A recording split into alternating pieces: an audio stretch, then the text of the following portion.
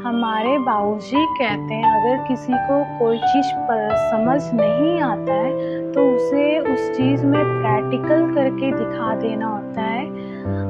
इसका मतलब एग्ज़ाम्पल मैं बताती हूँ। एक बार हमारे बाबूजी रेलवे में अच्छे पोस्ट पे थे, तो उनको हमेशा एसी का फर्स्ट कोच मिलता था। तो मैं क्या करती थी, हमेशा वो एसी का कोच के लिए मैं हमेशा कि मुझे वही चाहिए करके मैं हमेशा जिद करती थी। वो समझाते थे कि हर बार तुम ही नहीं जा सकती, हर बार तुम ही नहीं जा सकती, तो तुम्हारे बाद भी जो सिस्टर है या ब्रदर है वो भी। तो मैं ये बात नहीं समझ पा रही थी।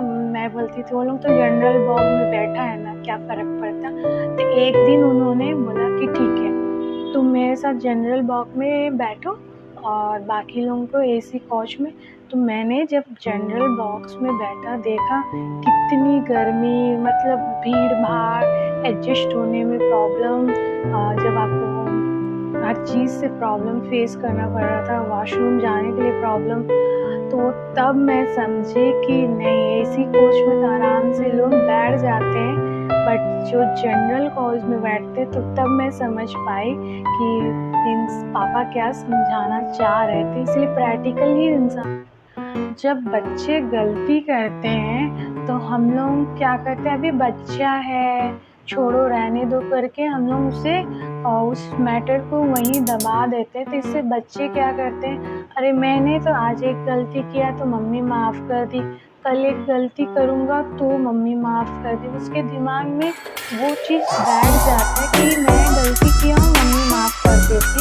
तो वो क्या करते हैं, उसकी गलती बच्चे रिपीट करते हैं कि फिर से रिपीट करना है। लेकिन जिस वक्त अगर मैंने उस बच्चे को या अपने बच्चे को डांट दिया जब गलती किया, तो उस बच्चे को ये फील हुआ कि नहीं, अगर मम्मा डांटी है तो ज़रूर मैंने कोई गलती किया, ये गलत चीज़ है। फिर वो दोबारा करने से पहले सोचेगा कि मम्मा फिर से डांट देगी। तो इससे क्या होता है ना, बच्चे अपनी गलती को महसूस करते हैं और इसी के चलते बच्चे गलतियां नहीं करते। लेकिन हम लोग बच्चों को उस वक्त नहीं डांटते और वो चीज़ आगे जाके बहुत प्रॉब्लम करता है। इसलिए बच्चे जब गलती करते हैं ना, तभी उनको उसी वक्त समझा दीजिए कि वो चीज़ गलत था और उन्होंने वो चीज़ गलत किया। बच्चे बहुत समझदार होते हैं और बहुत तेज़ होते हैं, इसलिए उस वक्त वो समझ जाएंगे, आगे जाके नहीं समझ पाएंगे। विश्वास हमेशा खुद पर रखना चाहिए। दूसरों पर अगर आप विश्वास करते हैं कि वो इंसान आपका विश्वास नहीं तोड़ेगा, तो मैं लिख के दे रही हूँ, आप जिस इंसान पर ये विश्वास करते हैं कि वो आपका विश्वास नहीं तोड़ेगा, आज नहीं तो कल वो आपका विश्वास तोड़ेगा ही तोड़ेगा। ये 100% मैं लिख के दे रही हूँ। इसलिए विश्वास खुद पे रखिए, खुद को ऐसा बनाइए कि आपको दूसरों की ज़रूरत ना पड़े, क्योंकि विश्वास बहुत ही सॉफ्ट चीज़ होता है। एक बार टूट जाने के बाद दोबारा किसी पे विश्वास नहीं कर सकते। इसीलिए विश्वास हमेशा खुद पर करना चाहिए, दूसरों पे, क्योंकि दूसरों पे विश्वास आप करेंगे वो आपके विश्वास के साथ गेम खेलेगा या तो आपके इमोशनल के साथ वो खेलना स्टार्ट करेगा। इसलिए कभी भी किसी को ये मौका मत दीजिए कि वो आपके इमोशनल के साथ खेले। तो खुद पे विश्वास रखिए और अपने ऊपर वाले पे विश्वास रखिए। अगर कोई भी प्रॉब्लम आपके सामने आ रहा है तो उसका सल्यूशन भी अपने आप ही मिलेगा। इसलिए दूसरों से कभी भी कोई उम्मीद मत रखिए, खुद से उम्मीद रखिए, खुद पे विश्वास रखिए, खुद को इतना अच्छा बनाकर इतना आगे रखिए कि दूसरे की धोखा हर इंसान पहली बार जरूर खाता है और सिकंदर वही इंसान होता है जो धोखा देने वाले को धोखे का मतलब समझा के आता है। तो अगर आपको कोई चीज़ करता है, आपको कोई धोखा देता है, तो आप मायूस मत होइए और अपने आप को ये ब्लेम मत कीजिए कि उसने आपको उल्लू बना दिया या उसने आपको धोखा दे दिया या आपके इमोशनल के साथ खेल के वो चला गया।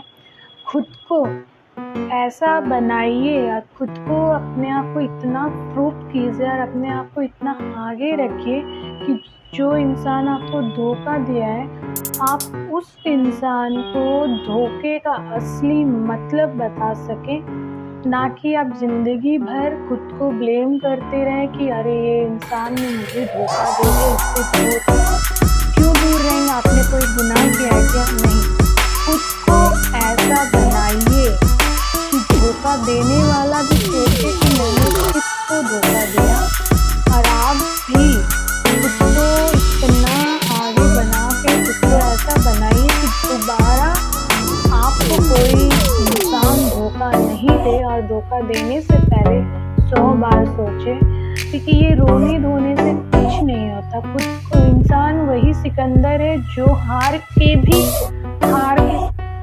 आपके ज़िंदगी में अगर कोई आता है, अच्छा इंसान या बुरा इंसान, आपको वो कुछ ना कुछ सिखा के ही जाता है, या तो अच्छी बातें सिखा के जाएगा या तो बुरे सीख से अच्छी चीज़ सिखा के जाएगा।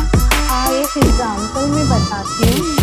एक लड़की थी जो एक लड़के को बहुत लाइक करती थी, ट्रू लव, और वो अचानक से वो उसके सामने आता है, वो उस पर इतना विश्वास कर लेती है कि उसको कुछ प्रॉब्लम होता है, वो अपना कुछ सामान उसको देती है ताकि वो सेल करके उसका जो पैसे आए, जिसके चलते वो अपना घर चला सके। वो लड़की मतलब कुछ अपना गोल्ड सेल करती है उसको, ताकि वो कुछ पैसे दे, ताकि उसके घर में कुछ जो प्रॉब्लम अचानक से आया, वो प्रॉब्लम को वो शिफ्ट करे। वो इस पर इतना अंधा विश्वास कर लेती है कि बिकॉज वो सिस लव, तो वो इंसान उसको चीट कर देता, उसकी गोल्ड को लेके उसे ब्लॉक लिस्ट में डाल के वो चल रहा।